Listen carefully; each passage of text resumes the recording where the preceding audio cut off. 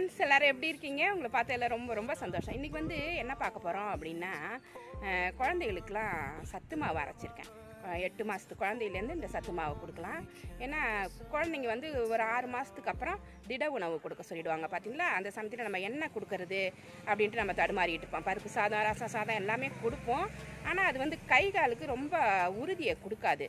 ஆனால் நம்ம எல்லா தானியங்களும் நல்லா வறுத்துட்டு அரைச்சி, அதோட முந்திரி, பாதாம், பிஸ்தா எல்லாமே போட்டு அரைச்சி கொடுக்கறதால குழந்தைகளுக்கு கை காலெலாம் நல்லா உறுதியாக இருக்கும், சீக்கிரமாக நடப்பாங்க, அது மாதிரி ரொம்ப ஸ்ட்ரென்த்தாக இருப்பாங்க, சுறுசுறுப்பாக இருப்பாங்க. அதுக்காக தான் இந்த சத்து மாவு கொடுக்கறது. நான் சத்து மாவு ரெசிபி இன்றைக்கி அரைச்சிருக்கேன், அதை தான் உங்கள்கிட்ட ஷேர் பண்ண போகிறேன். இது மாதிரியே நீங்களும் அரைச்சி வச்சுக்கிட்டு குழந்தைங்களுக்கு ஈவினிங் டைமில் ஒரு மத்தியானத்துக்கும் சாயந்தரமாக ஈவினிங்க்கு பிஸ்கட்லாம் கொடுப்போம் பார்த்தீங்களா, அது மாதிரி மத்தியானத்துக்கும் நைட்டுக்கும் நடுவில் ஒரு 5 மணி 6 மணிக்கெலாம் நீங்கள் ஒரு 2 ஸ்பூன் போட்டு நல்லா நாட்டு சக்கரை போட்டு நல்லா கிளறி நீங்கள் அவங்களுக்கு ஊட்டிட்டிங்கனாக்கா ரொம்ப சுறுசுறுப்பாக இருப்பாங்க, நல்லா ஹெல்த்தியாக இருப்பாங்க. இது குழந்தைங்களுக்கு மட்டும் கிடையாது, பெரியவங்களும் சாப்பிட்லாம். வீட்டில் எல்லாருமே சத்து மாவு கஞ்சி குடிப்பாங்க. சத்து மாவில் வந்து கொழுக்கட்டை பண்ணுவாங்க, தோசை பண்ணுவாங்க, ரொம்ப நல்லாயிருக்கும். வாங்க, அதை நான் எப்படி செஞ்சேன்னு பார்க்கலாம். அதுக்கு முன்னாடி நம்ம சேனலை சப்ஸ்கிரைப் பண்ணி வச்சுக்கோங்க, கூடவே இருக்கிற பெல் ஐக்கானே ப்ரெஸ் பண்ணி வச்சுக்கோங்க. Thank you friends. சத்து மாவு அரைக்கிறதுக்கான பொருள் எல்லாமே வாங்கிட்டு வந்திருக்காங்க பாருங்க. இது எல்லாமே தனித்தனியாக பேக் பண்ணி கொடுத்துருக்குறாங்க. இது வந்து எல்லாத்தோட அளவும் பேரும் இப்போ நான் சொல்கிறேன்.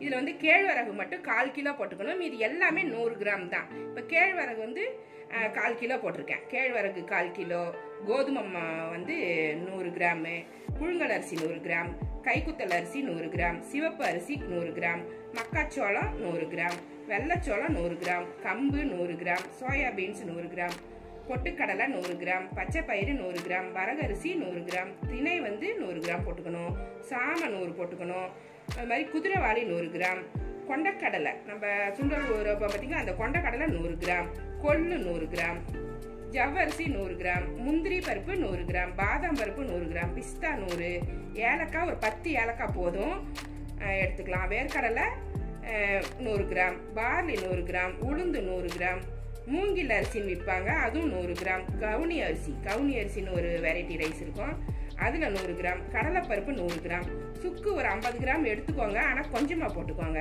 இப்போ வந்து ஏலக்காய் வந்து இது ஒரு 10 ஏலக்காய் போட்டால் போதும். அது மாதிரி சுக்கு வந்து எவ்வளோ போடணும் அப்படின்னா, சுக்கு போட்டு அரைக்கணும், மறந்துடக்கூடாது. சில பேர் போட்டு அரைக்க மாட்டாங்க, அது வந்து குழந்தைகளுக்குலாம் செரிமானத்தை கொடுக்காது, வயிறு உப்புசமாக இருக்கும். ஏன்னா இப்போ நான் சொன்னது வந்து 29 பொருள் இருக்கும், கூட சேர்த்து 29 பொருள் இருக்கும். எல்லாமே ஹை புரோட்டீன் அப்படின்னாலே பருப்பு வகைகள், தானிய வகைகள் எல்லாத்துக்குமே கேஸ், வயிறு வந்து உப்புசமாயிடும், பெரியவங்களுக்கும் சரி குழந்தைகளுக்கும் சரி.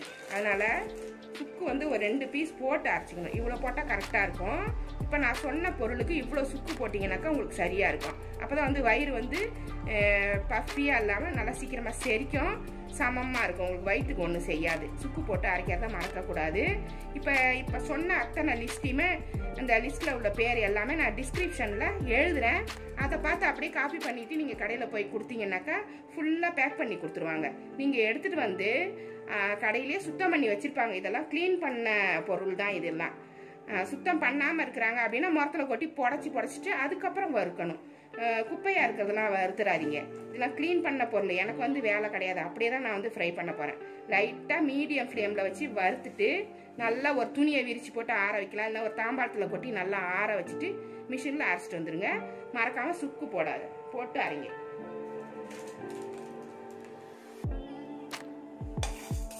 எல்லா தானியத்தையுமே இந்த மாதிரி நல்லா கோல்டன் ப்ரௌன் வர வரைக்கும் நல்லா வறுத்துக்கணும். ரொம்ப வறுத்து கருகி போயிடக்கூடாது. ஒரு பொருள் கருகி போயிட்டாலுமே மாவு வந்து டேஸ்ட் போயிடும், வாசமும் மாறிடும். அதனால மீடியம் ஃப்ளேம்ல வச்சுட்டு பொறுமையா வறுத்து எடுக்கணும்.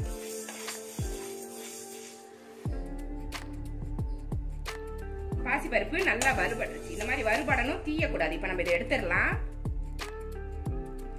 அடுத்தது வேர்க்கடலை போட்டிருக்கேன், இதையும் நல்லா வறுக்கணும்.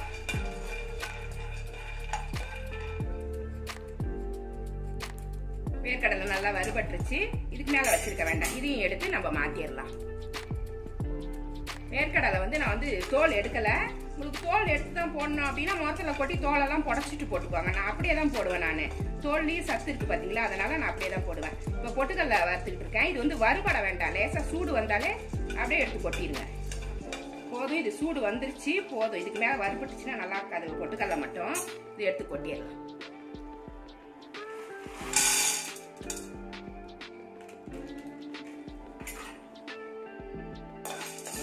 சோளத்தையும் லேசாக வறுத்துருவோம். இதை வறுத்துட்டு புடச்சி போட்டுக்கலாம். ஏன்னா இது வறுபடும் போது அப்படியே கொஞ்சம் பசியாக வந்து கொஞ்சம் அடியில் இருக்கிறதுலாம் விரிஞ்சு சூச்சு மாதிரி வந்துடும். அதனால கொஞ்சம் இதை மொத்தத்தில் போட்டு புடச்சிக்கலாம். எல்லாத்தையுமே வறுக்கிறத வந்து காமிச்சிட்டு இருக்க முடியாது, ஏன்னா லென்த்தியாக போகும். 29 பொருள் இருக்கு, 28 பொருள் நம்ம வறுக்க போகிறோம். அதனால மீதியெல்லாம் நீங்களே இது மாதிரி பார்த்து வறுத்து எடுத்து வச்சுக்கோங்க. அரைச்சி வந்தோடனே நான் காமிக்கிறேன். இதை ஃபஸ்ட்டு வறுத்து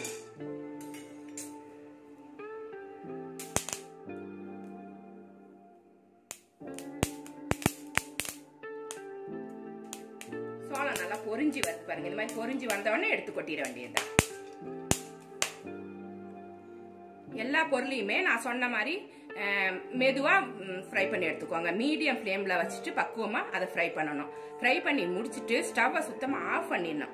ஆஃப் பண்ணிவிட்டு அந்த வானல் சூடாக இருக்கும் பார்த்தீங்களா, அதில் இந்த நட்ஸ் எல்லாம் நம்ம ஃப்ரை பண்ணணும். நீங்கள் ஃப்ளேம் வச்சிங்கன்னா தீஞ்சு போயிடும், நல்லா இருக்காது. பாதாம் எடுத்து வச்சுருந்தோம், பிஸ்தா, முந்திரி பருப்பு, இந்த சுக்கையும் போட்டுக்கோங்க. சுக்கு வந்து இந்த 2 பீஸ் போட்டிருக்கேன். நான் சொன்ன அளவுக்கு சுக்கு வந்து 2 பீஸ் போதும். அது மாதிரி ஒரு 10லேருந்து 12 ஏலக்காய் எடுத்து வச்சுருக்கேன். இது போதும், கரெக்டாக இருக்கும். இது எல்லாத்தையுமே இந்த வானலில் போட்டு மீடியம் ஃப்ளேமில் வச்சு லேசாக ஃப்ரை பண்ணுங்க. இல்லைன்னாக்கா இந்த சூடு வானல் சூட்லேயே கொஞ்சம் நேரம் இதை அப்படியே போட்டுட்டு இதை நம்ம வறுத்து வச்சுருந்தோம் பார்த்தீங்களா, மீதி பருப்பு வகைகள்லாம் அதில் போட்டு நம்ம மிஷினில் கொடுத்து அரைச்சிக்கோங்க. இதை இந்த சூடில் இருந்தாலே போதும். இது ஃப்ரை பண்ணாதான் கொஞ்சம் மொறு மொறுன்னு பவுடர் ஆகும். ஃப்ரை பண்ணலன்னா பவுடராக ஆகாது. அதுக்கு தான் இதை வந்து ஃப்ரை பண்ணுறது. நல்ல சூடாக இருக்குது என்னோட வானல். சூடு கம்மியாக இருந்தால் மட்டும் சிம்மில் வச்சுக்கோங்க. ஸ்டவ் ஆன் பண்ணி சிம்மில் வச்சுக்கோங்க. இது சூடாக இருக்கிறதால நான் அப்படியே போட்டு அப்படியே ஃப்ரை பண்ணுறேன்.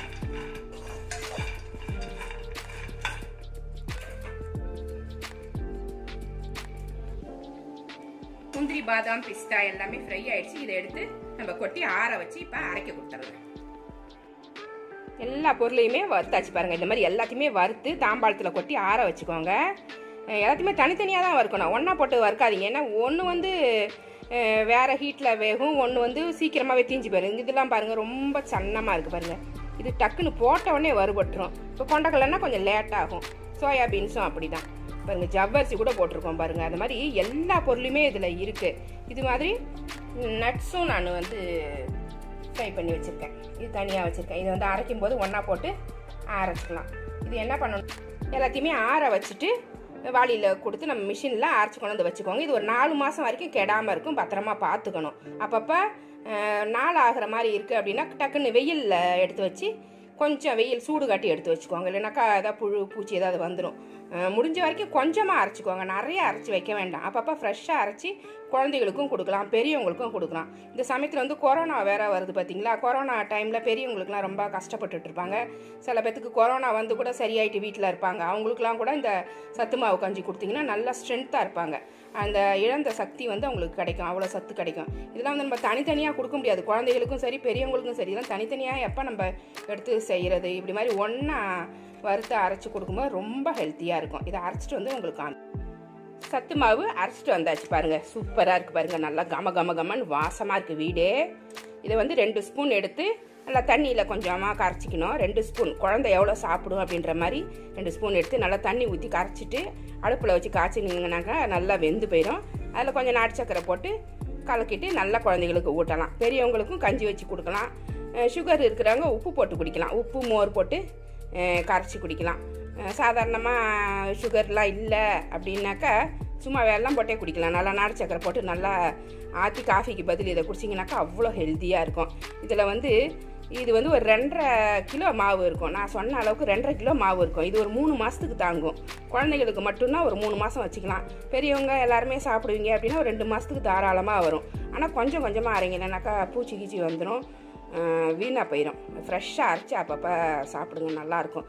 இதில் வந்து கஞ்சி மட்டும்தான் காய்ச்சலாமா அப்படின்னா கஞ்சி மட்டும் காய்ச்சறது கிடையாது. இதில் கொழுக்கட்டை செய்யலாம், தோசைலாம் கூட செய்யலாம். சில பேர் வந்து புட்டு மாதிரி கூட அவிச்சு செய்கிறாங்க. அது நான் செஞ்சதில்லை. ஆனால் தோசை கொழுக்கட்டை சூப்பராக வரும். கொழுக்கட்டைக்கு அருமையாக இருக்கும். இதை நான் வந்து உங்களுக்கு ஒரு 2 ஸ்பூன் எடுத்து கஞ்சி மாதிரி காய்ச்சி காட்டுறேன். அந்த மாதிரி கரைச்சி உங்கள் குழந்தைங்களுக்குலாம் நீங்களும் ஊட்டலாம். நல்லா ஹெல்த்தியாக இருப்பாங்க. சும்மா சோம்பலாக இருக்கிற குழந்தைங்க கூட இதை கொடுக்க கொடுக்க நல்லா ஹெல்த்தியாக, கை காலெலாம் நல்லா உறுதியாகிடும், நல்லா ஹெல்த்தியாக இருப்பாங்க. சத்து மாவு எப்படி கஞ்சி காய்ச்சணும் அப்படிங்கிறத இப்போ பார்த்துக்கோங்க. இந்த 2 ஸ்பூன் போடுறேன் நான். குழந்தைகளுக்கு 2 ஸ்பூனுக்கு மேலே சாப்பிட மாட்டாங்க. சாப்பிட்ற மாதிரி இருந்தால் எக்ஸ்ட்ராவாக போட்டுக்கோங்க. 2 ஸ்பூன் போட்டுட்டு தண்ணி ஊற்றி இதை கரைச்சிடணும்.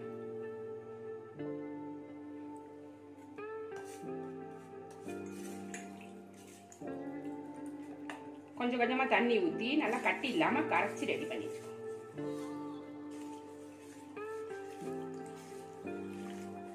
நல்லா கரைச்சிட்டு தான் அடுப்பில் வச்சு கிண்டணும்.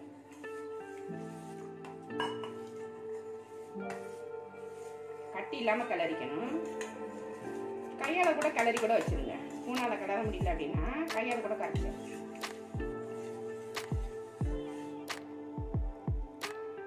இந்த அளவுக்கு தண்ணியாக கரைச்சிக்கணும். இந்த அளவுக்கு தண்ணியாக கரைச்சாதான் காய்ச்சும் போது டக்குன்னு திக்காயிடும், மாவும் வேகும். ஏற்கனவே நம்ம வறுத்துட்டோம், அதனால நம்மளுக்கு பிரச்சனை இல்லை, சீக்கிரமாக வெந்து போயிடும். இப்படி தண்ணியாக இப்படி கரைச்சிக்கோங்க.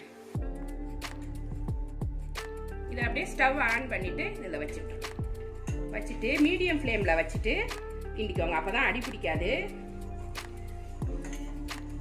விடாமல் கிளறிக்கிட்டே இருக்கணும். விட்டுட்டிங்கனாக்கா அடி பிடிச்சிக்கும். அதனால் அப்படியே விடாமல் கிளறிக்கிட்டே இருக்கும்.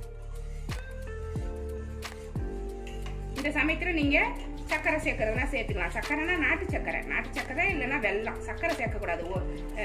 ஒயிட் சுகர் வந்து சேர்க்கக்கூடாது. நாட்டு சர்க்கரை, வெல்லம், பனை வெல்லம் இதெல்லாம் சேர்த்துக்கலாம்.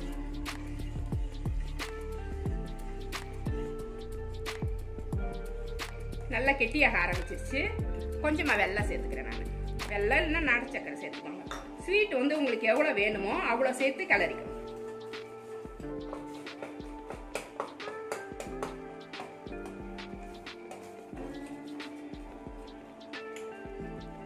நல்லா வெந்துருச்சு பாருங்க. மாவு நல்லா வெந்து வந்துருச்சு. இது கெட்டி ஆயிடுச்சு அப்படின்னாக்கா பால் சேர்த்து குழந்தைங்களுக்கு கொடுக்கலாம். பெரியவங்களும் பால் கொஞ்சம் சேர்த்து ஆற்றி குடிக்கலாம். நம்மளும் குடிக்கலாம், குழந்தைங்களுக்கும் பால் சேர்த்தே கொடுக்கலாம். கொஞ்சம் கெட்டி ஆயிடுச்சுன்னு வச்சுக்கோங்க, பால் சேர்த்துக்கோங்க. வெல்லம்லாம் நல்லா கரைஞ்சிருச்சு பாருங்க. அவ்வளோதான், இது ரெடி ஆயிடுச்சு. இது ஒரு கப்பில் ஊற்றி நான் காமிக்கிறேன். ஸ்டவ் ஆஃப் பண்ணிடலாம். ரெடி ஆனதுக்கப்புறம் இது மாதிரி தான் இருக்கும். நல்லா டேஸ்ட் பார்த்துக்கோங்க. கொஞ்சம் ஸ்வீட் அதிகமாக போட்டிங்கனாக்கா குழந்தைங்க விரும்பி சாப்பிடுவாங்க. குழந்தைங்களுக்கு செர்லாக் மாதிரி நல்லா இதை ஊட்டிட வேண்டியது. மடியில் படுக்க போட்டு இல்லைன்னா உட்கார வச்சு இந்த மாதிரி அழகாக ஊட்டி விட்டிங்கன்னா சூப்பராக சாப்பிட்ருவாங்க. செம்ம ஹெல்த்தியாக இருப்பாங்க. பெரியவங்க நம்மலாம் குடிக்கணும்னா இல்லை நிறைய பால் ஊற்றி நல்லா காஃபி மாதிரி நல்லா ஆற்றிட்டு கலந்துட்டு குடிக்கலாம். நல்லாயிருக்கும்.